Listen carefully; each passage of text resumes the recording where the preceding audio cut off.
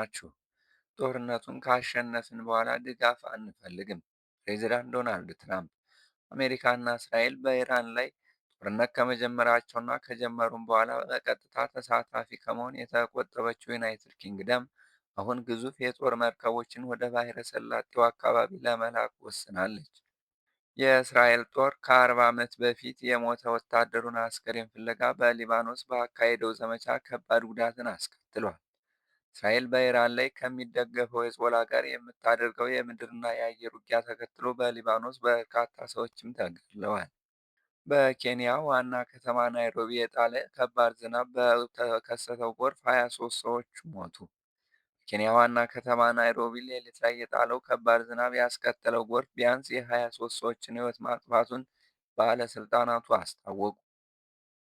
ውድ የቻናላችን ተከታታዮች ወቅቱን የጠበቀ ታማኝ መረጃ እንዲደርሳችሁ ሰብስክራይብ በማድረግ የደወል ምልክቱን ይጫኑ።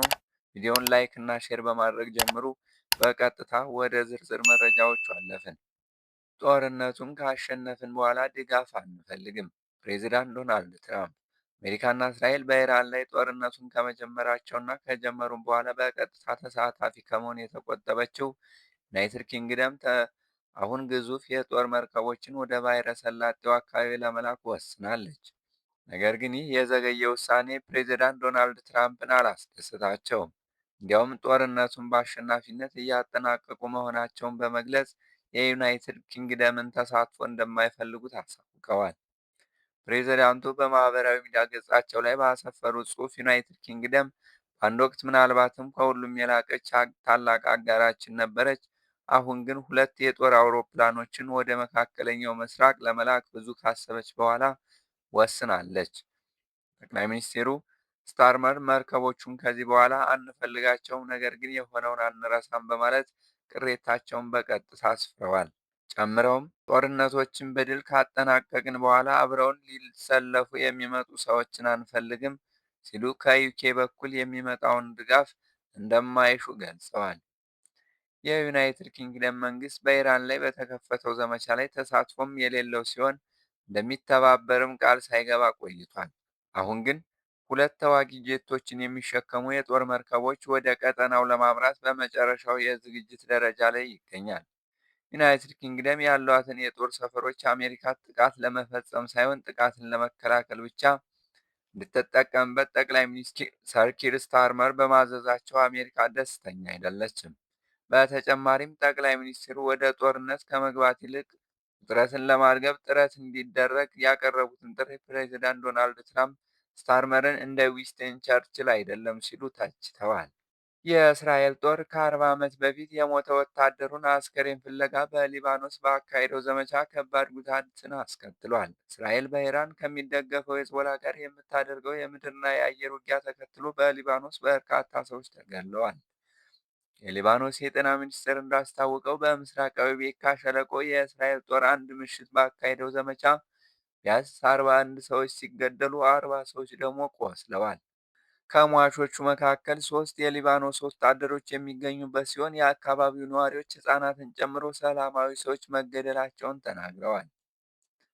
በናቢቺት የተደረገው ወታደራዊ ዘመቻ ዓላማ ከ40 ዓመታት በፊት በሊባኖስ የጠፋውን የእስራኤል አየር ኃይል ባልደረባ አስከሬን ለማግኘት ነበር። ቅዳሜ ዕለት በመንደሩ በሚገኝ የመቃብር ስፍራ አንድ የተቆፈረ ጉድጓድ ይታይ ነበር። እዚያ እንዳለ አስበው ነበር፣ ግን ምንም አልነበረም ያሉ የአካባቢው ነዋሪ መቃብሩ ባዶውን ነበር ሲሉም ተናግረዋል። በከተማው ውስጥ በመሳሪያ የተመታና የወደመ መኪና በጥይት ተበሳስቶ መቀመጫዎቹም በደም ተለውሰው ይታያሉ።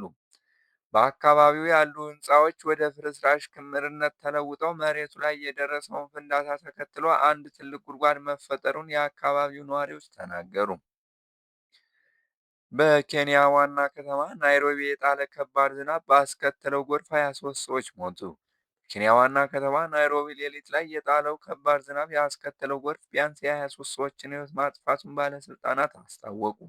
አርብ ምሽት ጀምሮ ሌሊቱን በሙሉ የጣለው ከባድ ዝናብ በርካታ ሰዎችን በማስጠምና በመውሰድ ጉዳት ሲያደርስ ከሞቱት በተጨማሪ ወደ 30 የሚደርሱት ከአደጋው መትረፋቸውን ፖሊስ ገልጿል። በጎርፉ ሳቢያ በንብረት ላይ ከባድ ጉዳት የደረሰ ሲሆን መንገዶችም ተዘግተው ነበር። በመኪኖች ውስጥ መውጫ ያጡ ሰዎችን ለማዳን የአገሪቱ ጦር ሰራዊት በጎዳናዎች ላይ ተሰማርቶ ነበር። ወደ ዋና ከተማዋ ናይሮቢ የሚመጡ የነበሩ በርካታ የአውሮፕላን በረራዎች በዝናቡ ምክንያት ወደ የባህር ዳርቻዋ ከተማዋ ሞምባሳ እንዲዘዋወሩ ተደርገዋል። ፖሊስ ቅዳሜ ከሰዓት በኋላ እንዳስታወቀው የጣለው ከባድ ዝናብ ከፍተኛ ጎርፍ አስከትሎ ለ23 ሰዎች ሕይወት ማለፍ ምክንያት ሆኗል ብሏል። በተጨማሪም በንብረት ላይ ጉዳት ደርሷል፣ መንገዶችም ተዘግተዋል፣ እንዲሁም ነዋሪዎች ከቤታቸው ተፈናቅለዋል ሲሉ ጨመር አድርገው መረጃውን ተናግረዋል። ውድ ተመልካቾቻችን ለሰዓቱ የነበሩ መረጃዎች እነዚህን ይመስሉ ነበር። ቀጣይ በሌላ መረጃ እስከምንገናኝ መልካም ጊዜ ተመኘን።